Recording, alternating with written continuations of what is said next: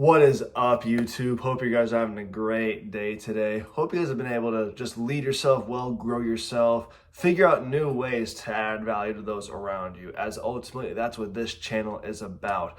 Welcome to the Dennis Herring channel for student leadership development, a channel focused on impacting each other from the middle school, high school, and college age, and just leading ourselves in an effective manner where we're able to make an impact and actually lead others as well.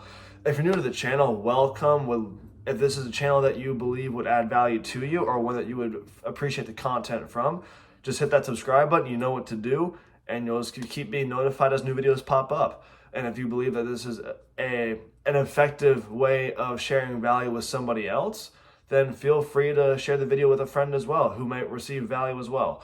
Today's challenge I have for you is one focused on relationships.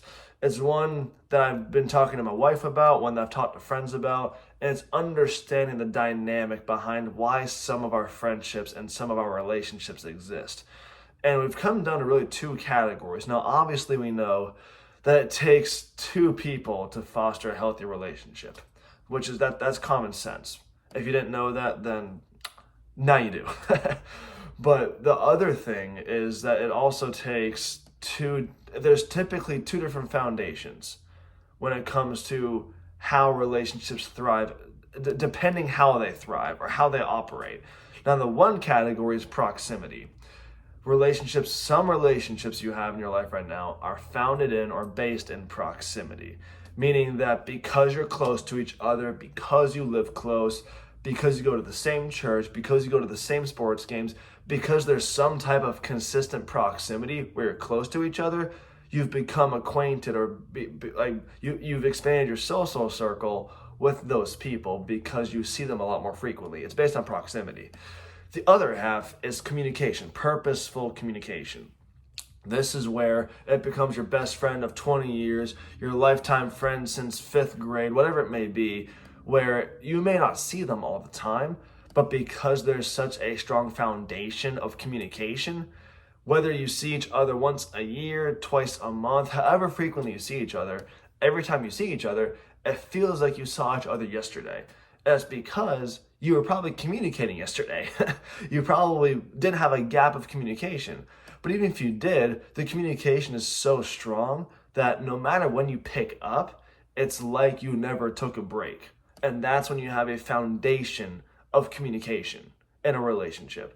Proximity has to do with how often you see each other, how frequently you're close together, what events you go to, how close you live, has to do with location and distance between each other, and how frequently you physically see each other.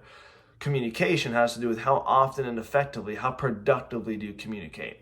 So I would challenge you to take inventory of your life today, inventory of your social circle. Check in on what relationships do you have that are proximity based. They're based on location of where you are and how often you see each other. And then check the ones that are communication based, that you've had friends for years, you've had friends for such a long time. It doesn't matter how infrequently you see each other, the relationship is still strongly intact. And I want to challenge you to think about which relationships deserve more of your attention and which ones are in a much more foundational position. Because if you think about the proximity aspect, once you separate, once you are farther apart from each other, there's a good chance you may not be in much contact anymore because the communication has died off and the foundation of proximity has now fallen out. So there's nothing to keep that relationship stable. And so the challenge that we find is that many of us will start relationships in proximity, but will never transition them over to communication so that they stay. In communication, you can control how often you communicate with each other, but if that's the foundation, then wherever you move doesn't matter because you know that the communication is the foundation. So I want to challenge you today to take inventory of your friendships, take inventory of your social circle, and see which friendships are proximity based that you can keep that way because ultimately they're not a worthwhile investment long term, and which ones should turn into communication based, where you want to keep them from a longer term, you want to keep strong friendships there, but you know that proximity may not always be there. So just to challenge you with that today, in an effort to lead more effective relationships, more effective friendships, and ultimately become a better leader by understanding what is the foundation of your social interactions, of your friendships and those relationships. But I hope this was able to add value to you today. Again, this channel is dedicated toward leadership development for students alone and student leaders alone. So if you are a middle schooler, high schooler, or college student and you receive value from this, drop a comment down there, let me know. Feel free to subscribe and share it with a friend. But hope you have a phenomenal rest of your day and look forward to seeing you next time.